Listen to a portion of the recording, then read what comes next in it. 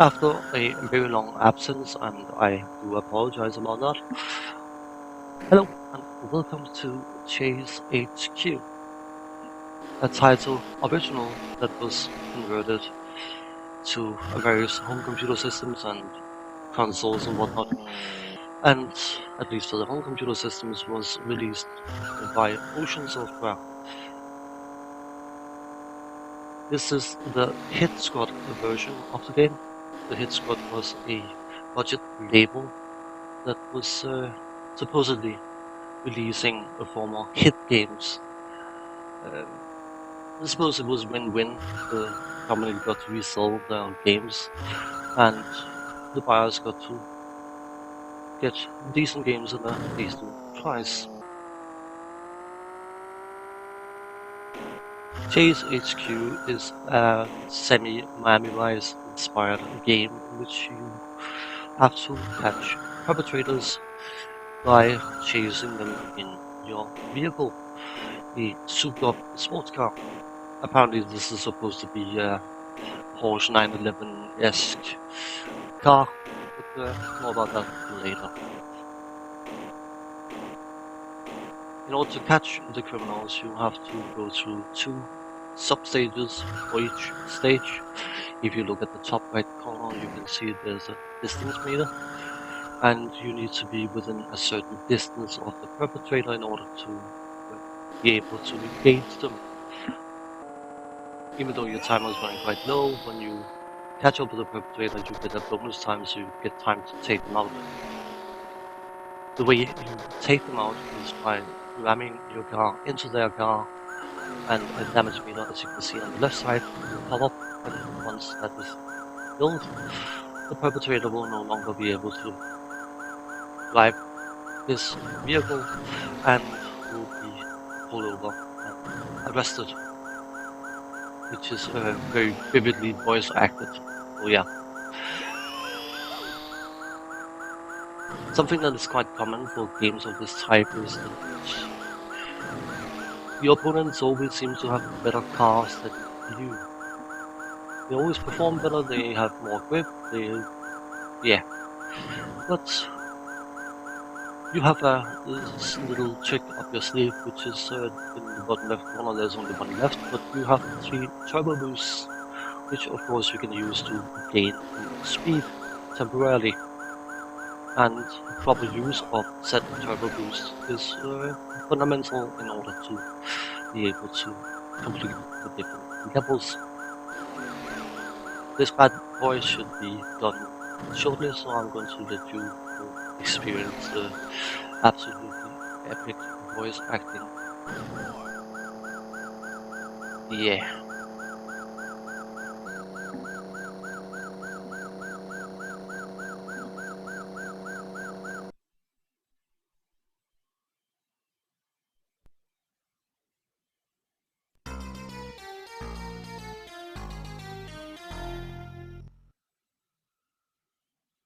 You're under arrest.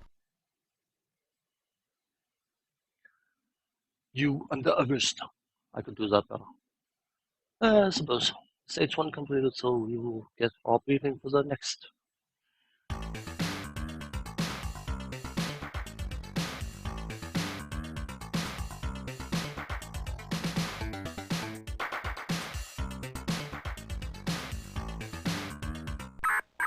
This is Nancy at Chase headquarters. We've got an emergency here.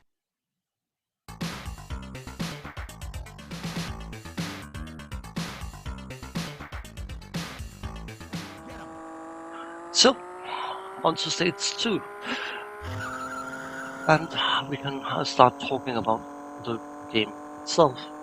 Now I have to explain what it's about and how you set out to achieve what you need to do in order to progress through the different stages, but I'm not entirely sure why this was re-released through the Hit Squad, unless someone was implying a contract, but I suppose from a graphical point of view, this car is supposed to be a Porsche 911-esque car, which, well, it could have fooled me. I don't know what I think it looks like. It looks like some, yeah, pot. I don't know. It's definitely not very Porsche inspired. An interesting observation when you spin out.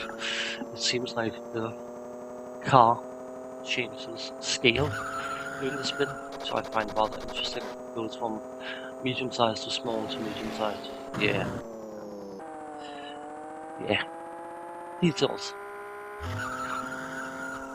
The stages themselves, in order to give some sort of sense of speed, we have these alternating colors, flicker past to deceive your eyes, the things I do moving forward. And the color choices, as you can probably agree, are not exactly glorious. Despite its attempt of building up some sense of speed, I find there's distinctive lack of sense of speed in this game, and even though things are just moving by somewhat decently, it never really feels like you're going very fast. It takes more than a speedometer to fool me into believing I'm driving super fast. The controls has to be somewhat challenging, I suppose, in order to make the game challenging, because knowing when you need to slow down and take extra caution and things like that is the main challenge in most driving games, but I have to admit the controls in this game feels decidedly sluggish. The fact that when you actually get to the bad guys, when you start smacking into them, they get this odd boost, which means that you keep having to chase up to them, and of course when you get into sharp curves and long curves for that matter, and they do not lose speed and you do, then it becomes surprisingly difficult to actually catch up to them. And of course you can always use your precious turbos, but if you increase the speed in a long sharp curve, you're going to go off the side of the road, losing even more time, causing the bad guy to get even further away. So you're basically in an attempt to help yourself, compounding the problem. The sound design, by and large, I'm actually quite happy with. I think the music is of a decent quality, it's funky enough, and it doesn't sound too bad. Nancy's voice, the dispatcher, whatever it's called, sounds believable. The cast in the vehicle,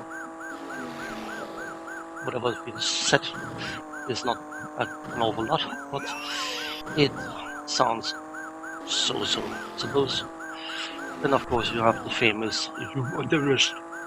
It's yeah. Never mind.